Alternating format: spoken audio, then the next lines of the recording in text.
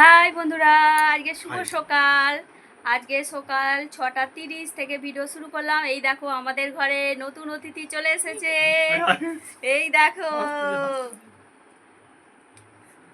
কই রে, ওই তো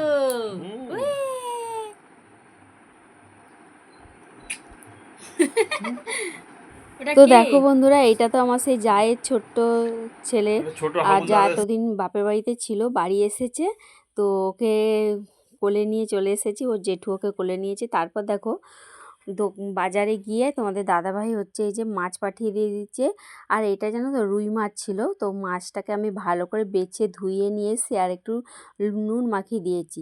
তো তারপর দেখো এখানে সবজি নিয়েছি, পটল আর পেঁপে, ঝিঙ্গে, আলু আর হচ্ছে কাঁচকলা। আর এখানে হচ্ছে ডাঁটা কেটে নিয়েছি। এটা জানো তো এটা হচ্ছে কুমড়ো ডাঁটা। আর এই যে আদা নিয়ে নিয়েছি, কাঁচা লঙ্কা নিয়ে নিয়েছি। এখানে মশলা দেখো ধনে গুঁড়ো, জিরে গুঁড়ো, গোলমরিচের গুঁড়ো আর হচ্ছে মৌরি গুঁড়ো। তারপর দেখো এখানে নিয়ে তো এগুলো তো আছেই, নুন আর হলুদ। আমি কিন্তু এই যে চলে এসেছি কাঠের জালে রান্না বানাতে। তো ওইদিকে ভাতটা বসিয়ে দিয়েছি আর এইদিকে দেখো রান্না বসিয়ে দিয়েছি। তো আজকে বানাবো হচ্ছে একদম দারুণ একটা মাছ দিয়ে ঝোল, পাতলা ঝোল।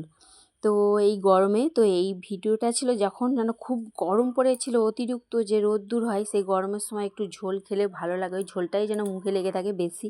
এই রিচ জাতীয় জিনিস ভালো লাগছিল না তখন। তো সেই তখন আমি এই ভিডিওটা বানিয়েছিলাম। তো আজকে তোমাদের সাথে শেয়ার করছি।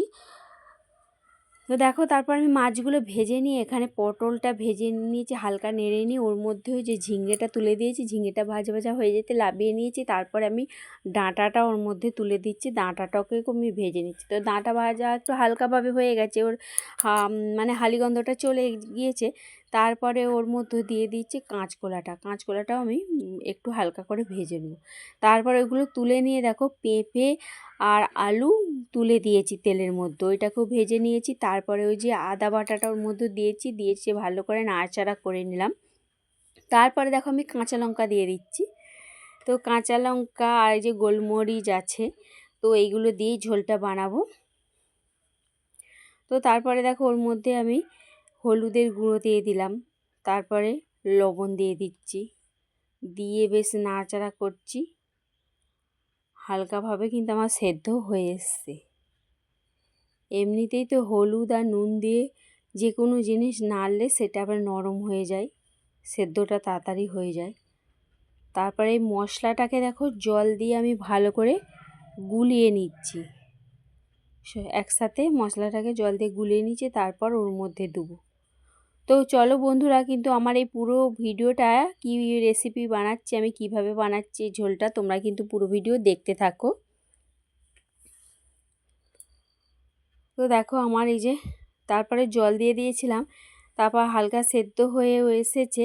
তারপরে আমি ডাঁটাগুলো দিচ্ছি। ডাঁটাগুলো আগে থেকে কেন দিইনি, ডাঁটাগুলো না খুব বেশি সেদ্ধ হয়ে গেলে ভালো লাগেনি। যে কোনো জিনিস খুব বেশি সেদ্ধ হয়ে গেলে ভালো লাগে না, হালকাভাবে সেদ্ধ হবে বেশ চিবোতে ভালো লাগে। আর কুমড়ো ডাঁটা কিন্তু খুব মিষ্টি লাগে, চিবোতে খুব সুন্দর লাগে। আর এই রেসিপিটা কিন্তু দারুণ হয়েছিল ডাঁটাগুলো। তো তারপর দেখো সব মশলা টশলা দিয়ে আমার সব সেদ্ধ হয়েছে। মাছটা ভেজে রেখেছি, মাছটা ওর মধ্যে আমি তুলে দিলাম।